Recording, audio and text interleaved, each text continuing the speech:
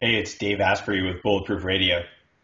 Today's cool fact of the day is about that 10% of your brain that you're supposed to only use. It's a total myth, and it probably started because of psychologist William James, who in the preface of How to Win Friends and Influence People wrote that you only use 10% of your brain. But he never really actually said that. He said people use a small percentage of their potential, not of their brain. He wasn't talking about the brain at all.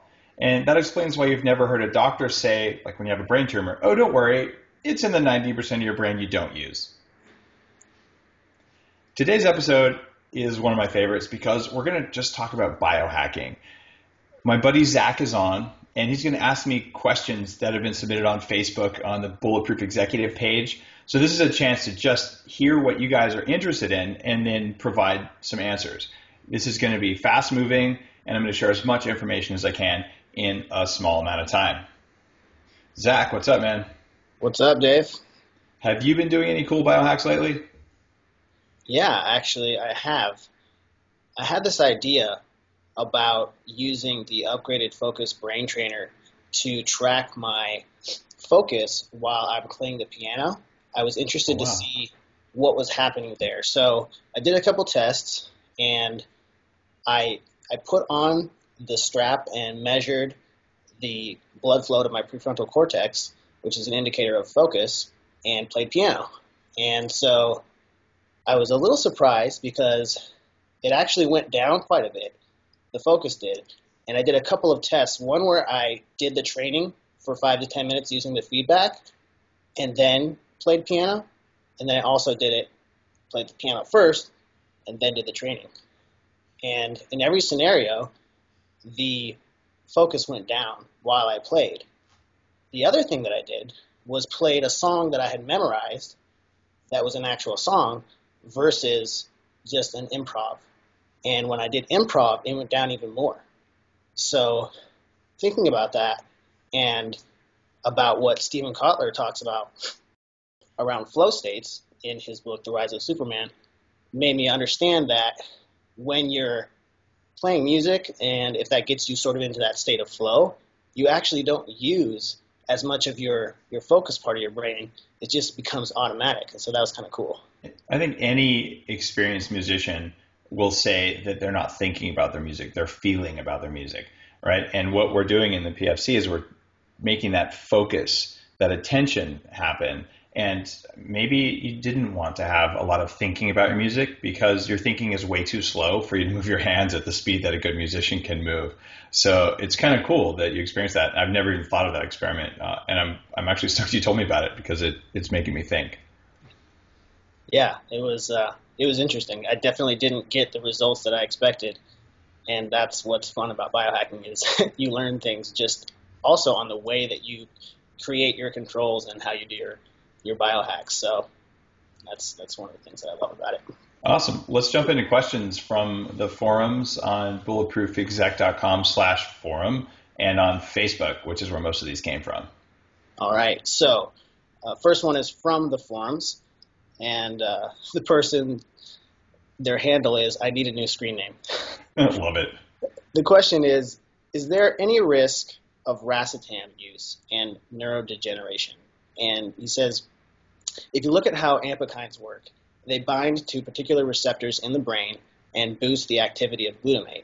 This sounds great, but is exotoxicity when these receptors are overstimulated, is that possible that it can cause neurodegeneration? It's an interesting question. I've not seen any evidence that you're getting an increase in glutamate activity from racetams. If someone has a study on that or some other comments there, I'd love to see it. And I am very concerned about overactivity of the nervous system and what glutamate and aspartate, or really aspartame, do when you get excess amounts of them in the synapse. Your body can't reuptake them fast enough, so the cells fire until they die. This is one of the reasons people complain of all the symptoms of Chinese food syndrome and all. What I have seen, though, is that with racetams, they're neuroprotective. They actually can protect against neurodegeneration, and they do this by raising oxygen levels but not changing blood flow in the brain. So I don't think there's evidence that you're going to be getting excitotoxicity from the racetams.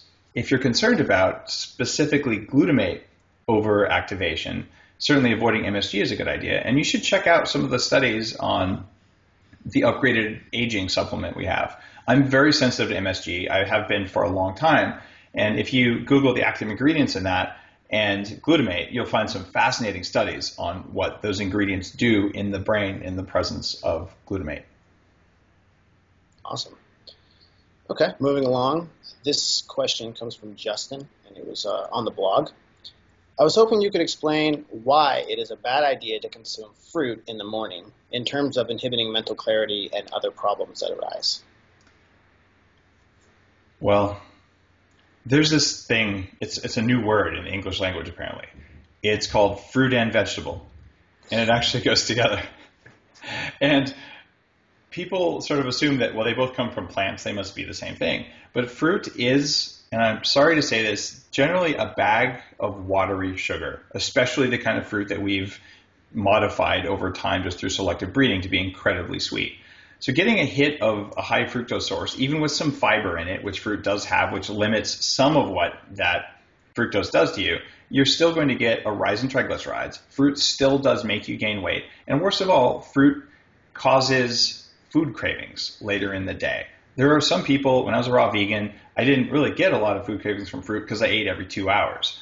So what you're trying to do in the morning is you're trying to basically get enough food to be full and have all the energy you want and to not go up, down, up, down. Fructose is also the most glycosylating agent. What that means is it causes advanced glycosylation end products in your tissues. This is when the sugar fructose binds to protein in your arteries, in your skin. It causes wrinkling. It's the same thing if you brown onions in a pan. You'll see that process in the pan. It's part of what happens when you caramelize a sugar. You don't want that going on in your body. And that's why I recommend on the Bulletproof diet, in the new book especially, you at a very maximum 25 grams of fructose a day, and that you should really keep it as low as you can and still be happy. You have a bowl of berries, whatever. But if you're eating, a couple bananas or a bunch of other things, you can very quickly have a lot of fructose. In the morning also, fructose can be alkalizing. And I have some news for you. Your body is not acid or alkaline. Different tissues are a different pH. You're more like a battery than anything else. But there is a circadian rhythm to what happens when you're waking up, when you're going to sleep. So there's an acid balance and an alkaline balance. And in order to wake up and feel good in the morning, you need acid. So if you already bounce out of bed and you're super ready to go, you're already probably acidic, and you might be able to handle a little bit of fruit. But if you're like most people and you wake up and I really want my Bulletproof coffee, well, then you're probably too alkaline. You have more fruit, it's going to make you more alkaline, it's going to make you slower. So now you're slower and you've got more food cravings. And on top of that, you whacked yourself with potassium, which is one of the micronutrients that fruit actually has.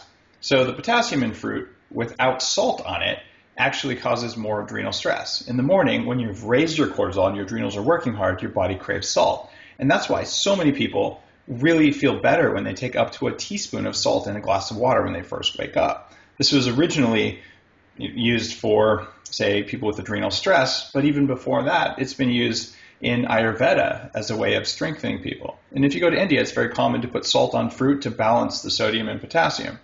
If you're eating the amount of sodium that's recommended right now by the US government, you're getting actually below the level of sodium that's good for you. There's a window that's good for you, and our recommendations have gone too far down. And when you change that ratio, not so good. So those are kind of 3 reasons why fruit in the morning is a bad idea. If you're going to do fruit, do it after dinner for dessert, where you might get some benefits from a little bit of fructose causing in the liver a little bit more storage of carbohydrate, which may stabilize blood sugar all night long, although raw honey works about 22% better than fruit for that.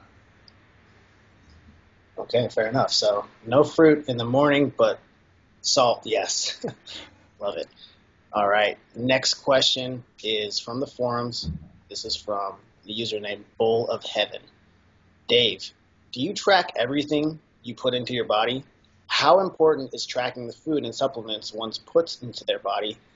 And should it be a lifelong goal to track everything on most days or just intermittently depending on particular biohacks?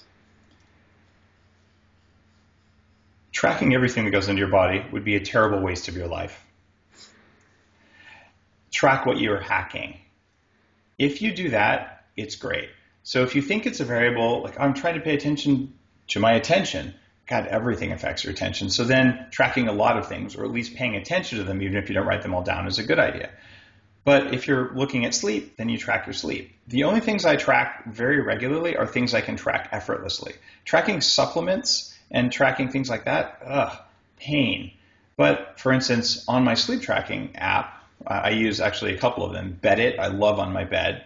That's built in. I don't have to do anything. It just works. And also on my iPhone, I have Sleep Cycle. Sleep Cycle lets me enter a bunch of extra data. So every night before I go to bed, I check off the supplements that affect sleep.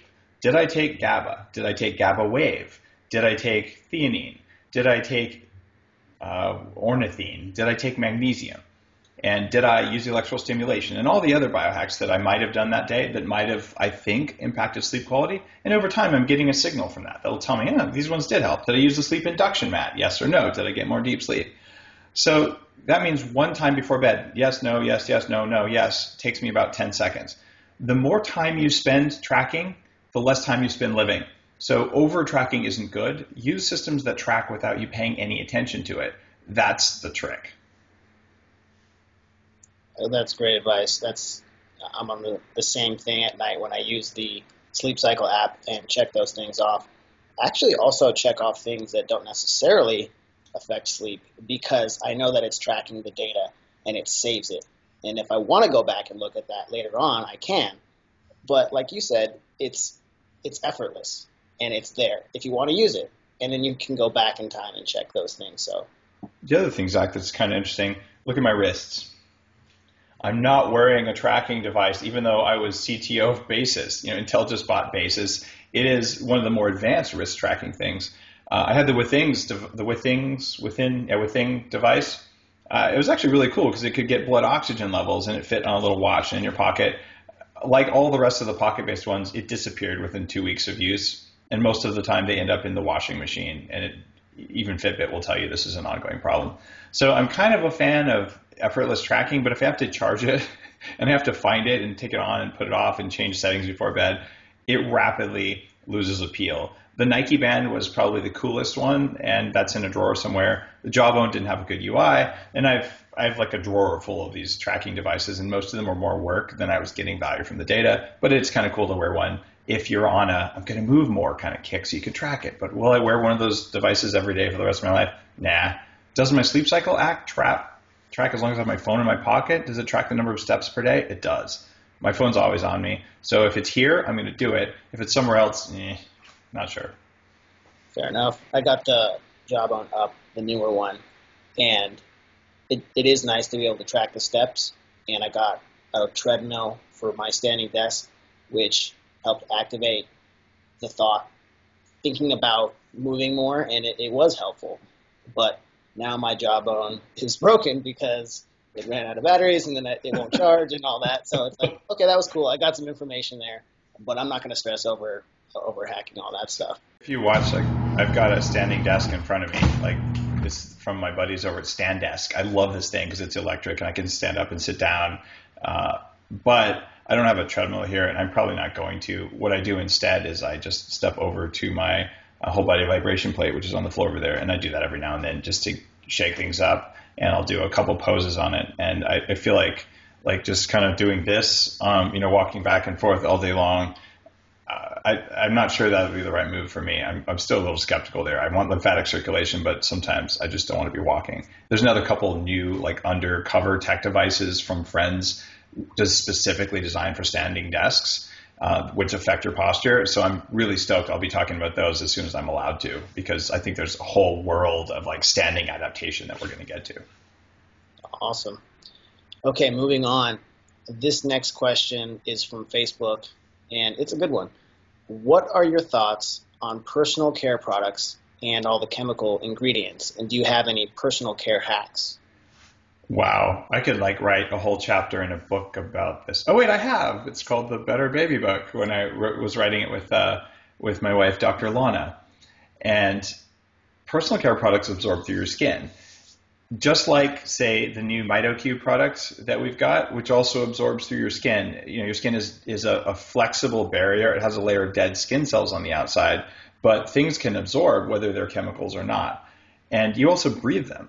In one of the many books on detoxing and on your body's detoxification pathways and allergies, I remember a story, and I'm sorry I'm not quoting which book, I just don't remember, about a guy who's having all of these symptoms, and they've been going on for like 15 years, like muscle weakness, pain, brain fog. It was his aftershave. When the doctor he was working with figured this out, he changed aftershave, got rid of the chemical synthetics in it, and like within 2 days, he's like, whoa, like I got my brain back, I'm good to go. So it's profound what breathing these chemicals does to you. So pretty much the rule in my house is if you wouldn't put it in your mouth, don't put it on your skin. It's that straightforward. It might not taste very good in your mouth, but if it would be unsafe to ingest, you probably shouldn't be smearing it on your body. Maybe something like rubbing alcohol. All right, fine, you put that on the outside because it evaporates. But even then, some rubbing alcohol does absorb and your liver detoxes it, but it evaporates so quickly, I don't worry about that. And other things, deodorant, particularly important. If you're using antiperspirant, you've got all these nodules for your lymphatic system right here. So you don't want to be clogging those things up. There are links with breast cancer in doing that. So I use a coconut-based deodorant. In fact, the one that's worked best for me has been Aubrey E plus high C from Aubrey Organics. It doesn't smell like much, has a very slight rose smell that goes away after you put it on. It doesn't stain your shirts. And if you're eating the Bulletproof diet, after a little while, your body odor should drop dramatically. Like even if I sweat a little bit, like there isn't a strong stink like I used to have when I ate like the standard American diet or even when I was a raw vegan. Body odor went down, but there's still some kind of stank there, and I'm just like I burn cleaner now, so I don't worry as much about deodorant. At least I like to tell myself I do. And hey, I'm the one who matters, right? There's also a great toothpaste that I use. It's called Earth Paste, and it's got like 4 ingredients. It's like water, salt, Redmond clay, and I think some essential oils or something for the flavor. And I take that and I actually pour the upgraded activated charcoal on the toothbrush as well, and I use that to brush my teeth, and that works really well, and there's no chemicals in that. So there's usually an alternative out there, but beware, especially with deodorants, because the quote-unquote natural deodorants that are on the market usually contain some form of zinc oxide or some other chemicals, and even though it says it's natural or it's organic, don't trust it, because I also use a coconut-based one as well. And they may not be as strong and powerful as those chemical-based ones, but you're not going to run into those other health problems that you may. The other thing that annoys me is those Crystal Rock deodorants. Dude, it's aluminum. Like you don't really want to rub aluminum there, whether it's natural aluminum or unnatural aluminum. It's kind of still not something to put there. Earth Paste, my kids use it, and they like fight over who gets what flavor. What I do is I actually have a bottle of mouthwash because, by the way, most toothpaste and most mouthwash changes the biome in your mouth negatively. Earth Paste isn't going to do that. So I'll take like a swig of hydrogen peroxide and I'll brush with an electric toothbrush with that, like the Braun. And that's what I use most nights. So there isn't a lot of polishing agent in there at all, but I'm getting rid of the bacteria. I wake up without dragon breath or anything. And then a couple times a week, I take like 4 drops of the upgraded MCT oil and some of the activated charcoal, and I brush my teeth specifically for stains with that. And it's like shocking what that does if you do that for a couple nights. Really noticeable difference. And it's not like a polishing agent. Like if you did, say, one of the things that they use at the dentist that actually grinds the enamel. What you're looking to do there is just to bind to the chemicals on the surface of the enamel because charcoal is such a good adsorbent agent. So like these are all non-toxic things. They work really well. Apple cider vinegar plays a big role. And here's the cool thing. Put less crap on your skin. Like you probably don't need half the stuff you're using. I use soap to shave with. You don't need like a can of special chemical shaving cream. You can lather it up with a brush if you're into that. And it's just most of that stuff you just don't need. Fair enough. And since we're talking about teeth, this leads to another good question that came from the forums from Randy. And his question is, should people get their amalgam fillings removed? If you can afford to go to a mercury-free dentist, you absolutely should get your amalgams removed. There's a couple of reasons for this. One is that mercury is actually bad for your body, and we know this. There are videos where they've used special film. You can actually see the fumes coming off of it. These are basically mercury fumes. So when they call it silver fillings, it's not silver, it's mercury. And it causes brain fog. It causes your body to allow candida, the yeast that can live in your gut and that causes immune conditions and brain fog. It'll also bind to mercury. So your body will allow the yeast to sequester the mercury rather than putting it in the liver or your brain. So there's no good reason to have it. The other reason is that if you have two different amalgams made at different times, you have a slightly acidic saliva, and now you have a battery effect between two different amalgams. So very tiny amounts of current across the palate and the tongue, which has some of the highest nerve density and the most acupuncture and acupressure points in the body. Like, do you really want to have electricity running there that you're not controlling? I'm fine with sticking electrodes to the roof of my mouth, but at least I'm in charge there. So there's just no good reason to do that. If you can't afford it, don't do it. And for God's sake, do not make the mistake of having them removed by a normal dentist. Because then when they grind the thing down to drill it out, you get basically spatter all over the mouth, and actually can make like a tattoo along your gum line of little bits of mercury. And then you get a ton of this. When they do it right, you're actually breathing oxygen through your nose. They've put a dam in your mouth, and they're sucking the air out so you don't get any of those mercury, basically dust things into your lungs or swallow them. That's really bad news. I know several people who've been made quite ill after they had their amalgams removed by a dentist who didn't know what they were doing. So be very careful about that and do it right. Okay, it's good information. The next question is from Facebook, and this is a funny one. Should you periodically stop taking caffeine? If it makes you feel good to periodically stop taking caffeine, go for it. I used to do that. When I drank normal coffee, I would do this ramp up. Coffee once, I'll just have one more cup. And so over time, it'd be like 1, 2, 3, 4, 5. Wow, 5 cups a day. I guess I should stop. I could have headaches for 3 days. And then 1, 2, 3. And you just sort of add these back up over the course of weeks. This is my cycle for a long time, even back when I drank soda. I'm stable now. Like, I drink a cup of Bulletproof coffee in the morning, and sometimes I'll have another shot of espresso made with Bulletproof beans or another Bulletproof coffee around lunch.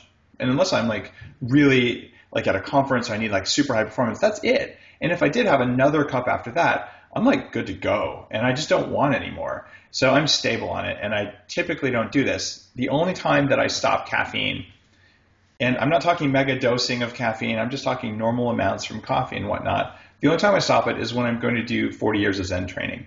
And the reason is that when you're actively working on an intense meditation practice, if I was doing Vipassana or something, I would also stop it, or I was at a retreat. And the reason there isn't that caffeine is toxic, it's that you're doing things with your alpha brainwaves that are harder to do as a training exercise to hit new levels that are harder to do with caffeine, because caffeine is documented to have a limiting effect on alpha waves. It's not a strong one, and it's one that you, with training, certainly can overcome. But if you're like basically trying to run a marathon, you're not going to do anything that makes you even a tiny bit slower. And if what you're doing is focusing all of your energy and effort on raising alpha brainwaves, then you would also stop caffeine. That's the time when I do it. Okay, fair enough. There's another question that's related to coffee, and I think it's a good one. This question comes from the blog, from Anna53, and it is, do you have any suggestions for making Bulletproof coffee when you're camping or at work? How do you whip the MCT and butter without electricity? I can't bring a blender to work. The butter floating on top without a blender is awful. You know, butter floating on top of coffee is just not acceptable. It's gross. There's two things. I just went camping with my kids 2 weekends ago, and we made Bulletproof coffee. Number one, you got to have butter. So there's various ways to bring butter with you. I usually bring it in a piece of technology called a Ziploc bag. That way, if it melts a little bit, you don't really mind. If you're going to be fancy about it, you can actually put it inside a soap dish holder, which makes it even more likely that no one's going to ask you about it at the airport. I've carried a stick of butter onto the airplane with me hundreds of times. If you're using Kerrygold butter, it's 84% saturated fat, which is solid at room temperature. So it's not a liquid or a gel. And if it's a warm day and they say it's spreadable, you simply explain that it's a medical food, and they'll swab the outside of it with their little chemical detector and let you through. And they should. And if they don't, you just be really polite. Don't be angry, and just say, look, I totally appreciate the work you're doing to help protect us. I really do need this. It really is a medical thing, and I'm totally happy to talk with you about this. This is a food that helps my body work well, and when I don't have access to this, then I don't feel well and I don't do well, and I work with a nutritionist on this. And, so if you're polite and respectful, you shouldn't have problems. And usually if it's in a soap dish, like I've smeared it on my skin, it's my soap, whatever. The other trick is one of these. And I wasn't planning on showing this, so I'll pull this out of my bag. Well, I've got part of it.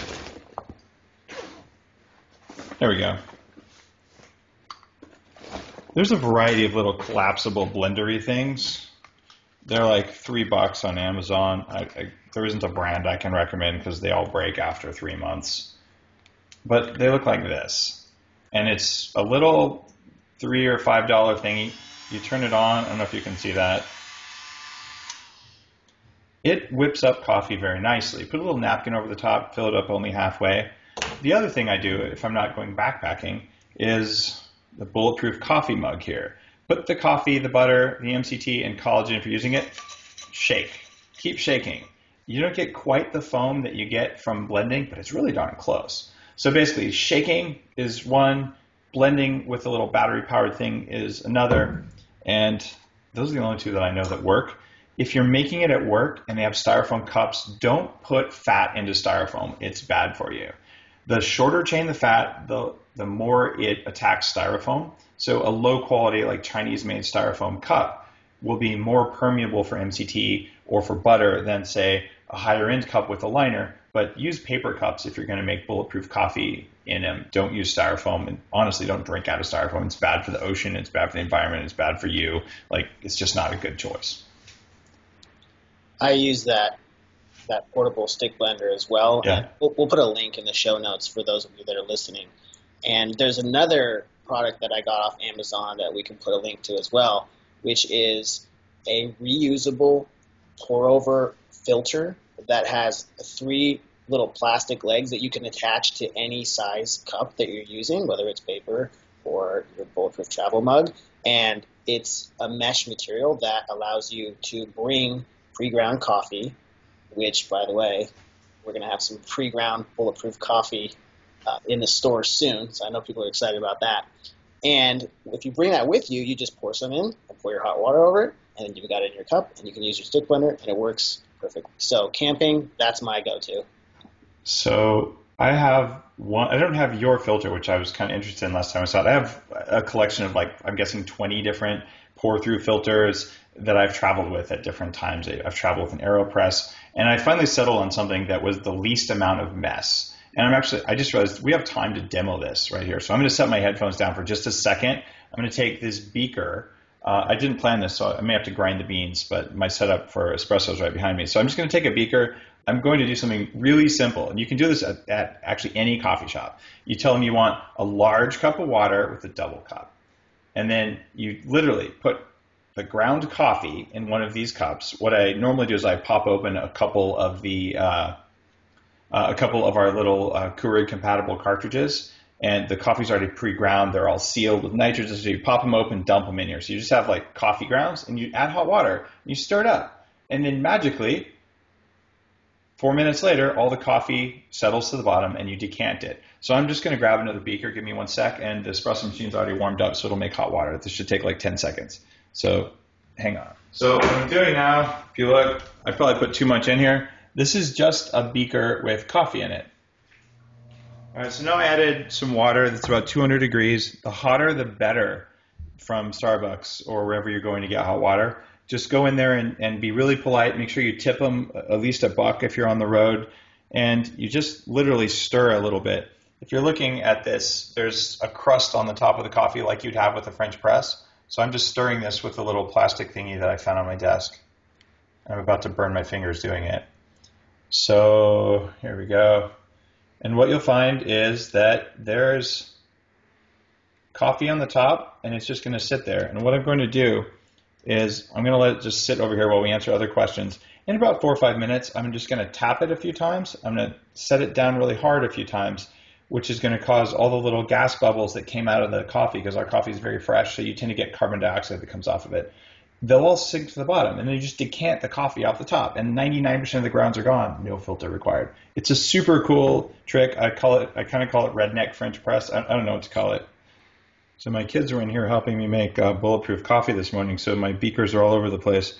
And I use beakers because, much like wine glasses, they're made of borosilicate glass. And when you have very tightly packed glass molecules, things like coffee and tea actually taste better, just like wine does in a proper wine glass. I learned that from one of the world's top sommeliers who was teaching, this was years ago, the very fine art of tasting wine. I'm not particularly a wine consumer, but it was really interesting to learn from someone who just had the nose and all of that, because a lot of that wine tasting and coffee tasting go together. So it was really cool to understand the impact of the type of glass you get. So if you're like super bulletproof, you actually drink out of either a beaker, or Bodum makes a double-walled borosilicate glass line. They're very fragile, but they're insulated so your coffee stays warm and it just tastes good. And you can actually feel a difference from the material the glass is made of versus like a ceramic cup. Sounds weird when you try it and you pay attention, especially with black coffee or just a fine green tea, like a yerba mate, the way Tim Ferriss recommends it. I feel a difference, although I just learned from Tim this last weekend. He's talking about how he drinks it through a traditional straw. So I'm realizing I need to learn more about the traditional way of ingesting that mind-altering substance. So anyway, your glass matters. All right. The next question comes from Facebook, and this person would like to know what your thoughts are on supplements for children. Supplements for children. All right. I'm going to get in trouble for this, but it's all right. If you're not supplementing your kids' diets, you're not doing everything you can to help them grow into the people they're capable of becoming.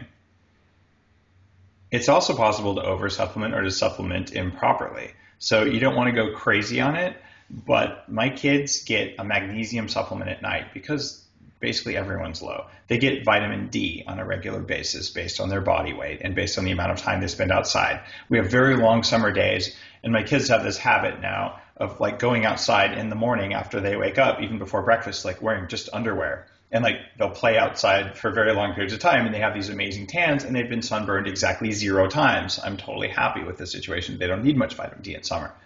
They get vitamin K2 on a regular basis for strong bones and properly formed dental arches.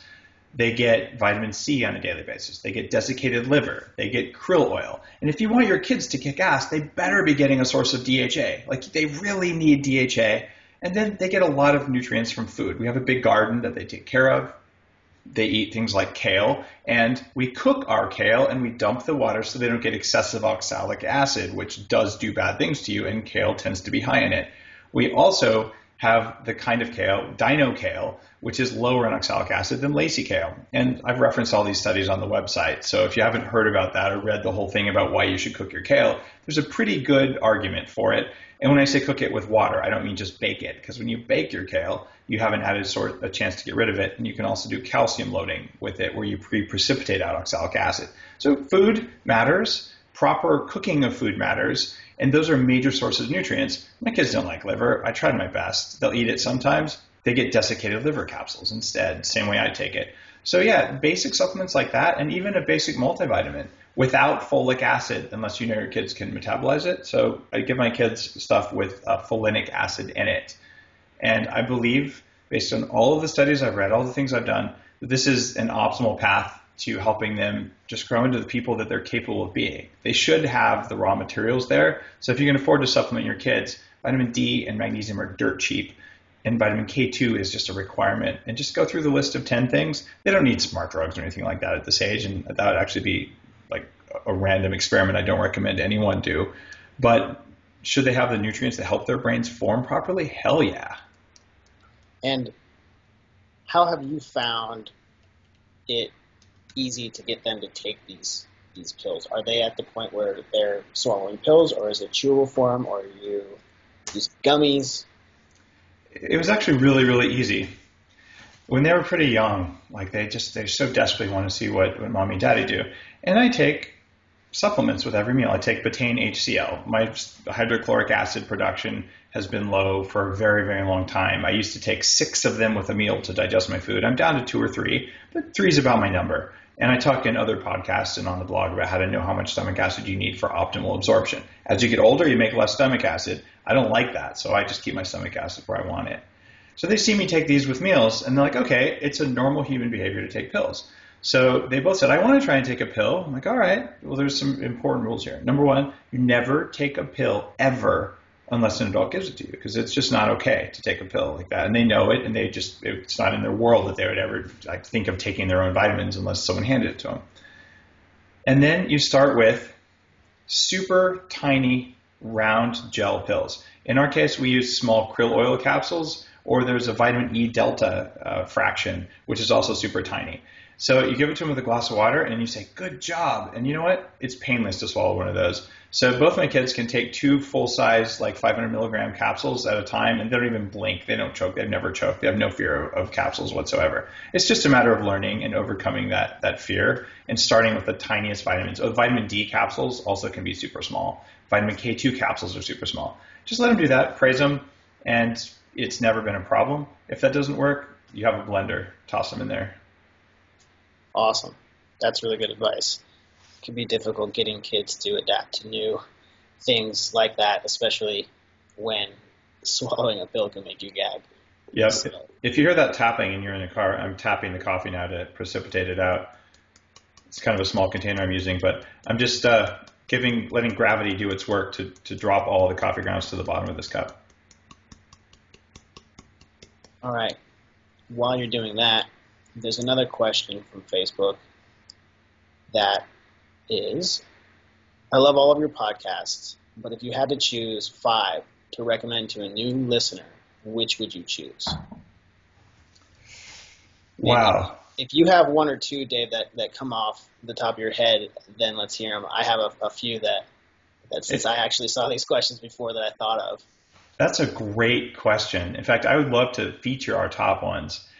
One that was really surprising was the Peter Sage podcast, because, I mean, Peter Sage is just an amazing guy, and he's a super high-performance business person, but I didn't think that podcast would go in the direction it did, and I was motivated after it, and I thought he just did a great job of sharing high-performance techniques, a lot of the psychology of high performance. It was just really legit. So that's one that stood out. I love the podcast with Tim Ferriss. I've been a Tim Ferriss fan for a long time, and some of the hacking he's done is just remarkable. And he's popularized some of the ideas around biohacking, and even used the term in his book. And I just love that. So getting to talk to him live on the podcast was really cool. And I just thought that we shared a lot of like super good detailed knowledge for people. Arianna Huffington was also someone who, she's a super high performance business person. And I was like incredibly honored that she invited me to her studio in New York. And we actually got to shoot the podcast on her set at HuffPo. I'm like, this is like almost surreal. It's so cool. And she was so down to earth and so honest about sharing, struggles with overworking and rest and recovery and trying to achieve that balance. And that's something I've worked with in my whole career, is that balance. Sometimes I have it, sometimes I don't. So to hear someone at her level of success just lay it all out there in her book, Thrive and all, was also really, I thought, really informative. From there, there's just some amazing ones. Steve Folks has shared so much stuff that people don't know. And Steve, honestly, I credit him with my being here today, because when my brain stopped working in my mid-20s, it was his writing from the early 90s on smart drugs that got me on this path of like, oh, wait, like I can do something to prop up my brain so that I can fix my body. So Steve is just a wealth of knowledge, and it's worth listening to. I know that was 4. So much of a wealth of knowledge that we actually split into 2 episodes. So yeah, that's a really good one. Another one that I would recommend, especially for beginners, is the one with Dr. Tom O'Brien. Oh yeah, Tom's the man. He talks about gluten sensitivity, and that is a big topic in society today, and there's a lot of people questioning the reasoning behind that for whatever reasons. And Dr. Tom, he does an amazing job of breaking it down and explaining exactly why gluten is such a problem. Zach, that's well said. And that one thing about the recent study about, maybe it's not gluten, maybe it's FODMAP, some of the sugars that are in there. No, there's a multiple set of reasons, and Tom has spent a lifetime of treating people and looked at autoimmune reactivity that is not celiac, and just overwhelming evidence. And when you hear the interview with Tom, or you check out his gluten summit, I've gotten to be good friends with Tom. I've spent some serious time with him, and like the evidence is so complete at this point that if you just want to take a gamble, like honestly, I don't know, maybe you should just start smoking too. Like what the heck? So I think the coffee is about ready here. I'm going to hold this up. I don't know if the camera's going to get this with the lighting. You see how there's a line at the bottom there? That line is where the grounds have come out. And what I'm going to do now, get the autofocus, you can sort of see right here is where all the precipitation has happened. I'm going to just pour the stuff off the top. I'm going to try not to pour it on my keyboard. You guys see that? If you're listening, Dave took grounds. He put them in the bottom of a glass beaker. He poured hot water over it and let it sit for about 4 to 10 minutes now. And he's just pouring it off. There's no filter. All of the grounds sunk to the bottom. He's poured it off into another glass. And so what's in one of these beakers, the one that held the coffee and the grounds, is basically sludge. And I'm swirling it so you can see the grounds are all stuck to the sides in here. The other beaker, which would have been the second cup at any place you can get hot water, when I swirl this around, no grounds stick to the sides at all. It's basically like a French press coffee. If I look in the very bottom, there might be a few tiny bits of sediment, but it's perfectly drinkable, well made, very much like a French press. And I didn't have to carry anything. I just walked into the coffee shop, I put $1 or $2 in the tip jar, and I said, please can I have some hot water? I don't mind paying for tea. And then they gave me hot water in 2 glasses, make the coffee in one, pour it into the other, add butter, add MCT, blend it, drink it, and I'm good to go. You ever see me walking around with a coffee cup with a big green logo on it, I guarantee you that that's what I did. I carry my coffee with me when I travel so I can consistently feel the way I do. Okay, we've got time for one more question before we wrap this up. And this question comes from the forums, from Jason Miller. And the question is, what are your thoughts on keto rash and its causes or processes? It's not everyone, so why some and not the others? Is it genetic? And is the only cure carb consumption? It would seem as though waiting it out as if it were a detoxing mechanism is risky, as it can cause scarring. I'm not familiar with keto rash causing scarring. It doesn't mean it can't or it doesn't. I've not heard of that. I'm guessing if it did cause scarring, it would have to do with sun exposure, not actual like keloid formation scarring. But I honestly am not certain of that answer, so I don't want to guide you one way or another. When your body starts to burn fat, you can seriously dump amazing amounts of toxins. If they biopsy your fat, you find mercury, you find DDT, you find pesticides, you find estrogen disruptors. So fat is basically a dumping ground for toxins that your liver can't handle right now. And this is one of the reasons that I've written this rapid fat loss protocol, but it's not on the front page of the site. You have to dig around because the subtitle is how to lose weight faster than you should. Because it's much safer to lose weight, just a half a pound a week or whatever, a pound a week, and it just kind of comes off after that first few days where it's relatively easy to lose a few pounds.